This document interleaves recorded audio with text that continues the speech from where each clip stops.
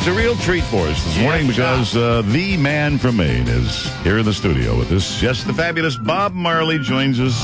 Good morning, Bob. I'm wicked. How you guys rolling down here? Hard? We're doing just fine, thank you. Working it well. I love it this time of year in New England.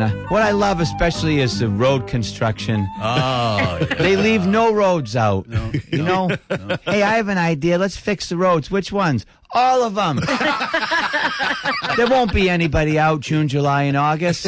It'll be fine. Let's reduce everything to just one lane. We've got the Tobin Bridge. It's so bad they can't fix it.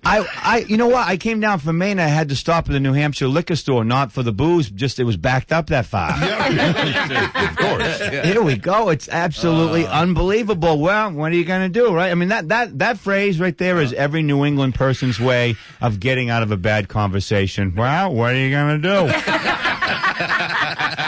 My mother's like that. I went to Shaw's on Saturday because I had a coupon for turkey. It was $48 a pound. And I'm like, well, what are you going to do, Ma?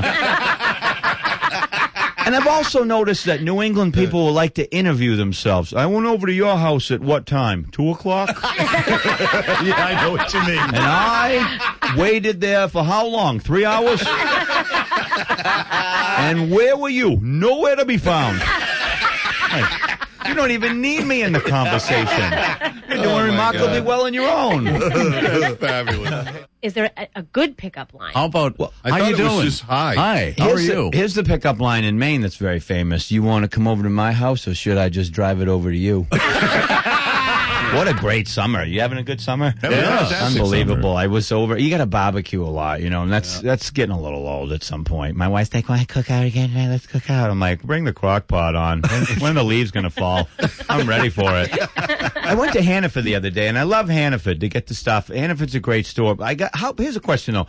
How clean do we have to be to shop at Hannaford? I walk into the lobby, and they have antibacterial. Right. There's people, you know, scrubbing down. They're, you know, cleaning their crotch. And then now they have a wipe. People are wiping their crotch down. I'm like, what's going on in Hannaford? Is Ebola in there? And they have pictures in the lobby of people that work at Hannaford. Yeah. At the risk of sounding rude, does anybody care who's working at Hannaford? Is anybody walking in going, wow?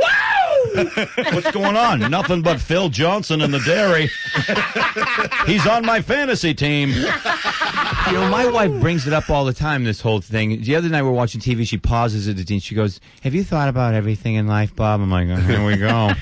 This isn't going to be what do you want for breakfast conversation. Yeah. I'm like, what do you mean by that? You know, if you thought about everything, we need to prepare for the end at some point. Right. Do you think about the end? I go, I think about it every day.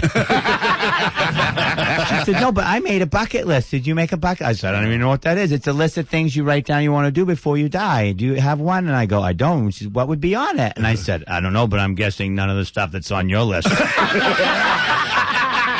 said, well, let me start at the bottom. I'll tell you what's on my list, and we'll work our way up, and I'll have you try to guess. This is something I've never done. Can you guess what it is, Bob? I said, have sex with me in the Dairy Queen parking lot.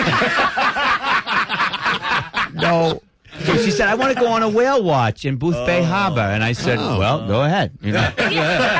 No one's stopping. But I took her last week, and if you've never been, it's painful. First of all, the whale watch, they should call it a search because you're watching nothing. You know, watch will make it seem like there's so many whales. You know, and finally the whale surface, she climbs up on the railing to take a picture and almost slips. And she goes, I almost fell in with that whale. What would you have done? I said, I'm not sure. I might have said steam forward.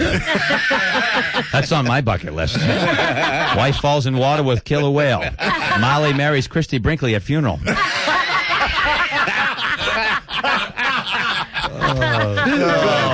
That's a good bucket list. Yeah. Yes. Oh. I don't usually get involved with it, but I did that Mega Millions a month or so ago. 660 million. Oh, yeah. I almost had it, too. I was only off by 5 numbers. Really? Yeah. We were close, yeah. These are my numbers. Tell me I'm an idiot. I picked 1, 2, 3, 4, 5. See, the thing that they suck you into this thing, right? Because you look at those numbers and you go, okay, you've got some numbers that you want to play, and you say, geez, what if it comes up and I haven't played it? So now they got you. And like people always tell you what they do with the money if they want, and nobody cares, right? I'd probably get my father's Ford Taurus restored. I'd probably get my mother that trip to Portsmouth. She's never been over the bridge. That'd be great. Here's what I do if I won, and I know nobody cares, but I'm going to tell you anyway. I'm going to share. You know that Superman ride at Six Flags? Yeah. Right in my front yard. I'd wait for the concerned neighbors from the association to come over. Hi, Bob Ray from across the street. This is an association. Not anymore. I just bought your house. Here's what I would do, though. I'd fix the smoke detectors in my house because I got one that's out right now. Yeah. You ever have that and you don't know which? You ever play that game? You don't know which one it is? Which one it is? At 3 a.m. You're like, is that one? Which one is it? If I had $640 million, I wouldn't even have smoke detectors. I'd pay a guy to watch the house. I'm going to bed now, Jim. Scream wicked loud if anything happens. Get the biggest guy I can find and put him in a pink thong and a giant lollipop right in the front of the yard. Have him out there just singing whatever, Tom Petty. That's how I roll.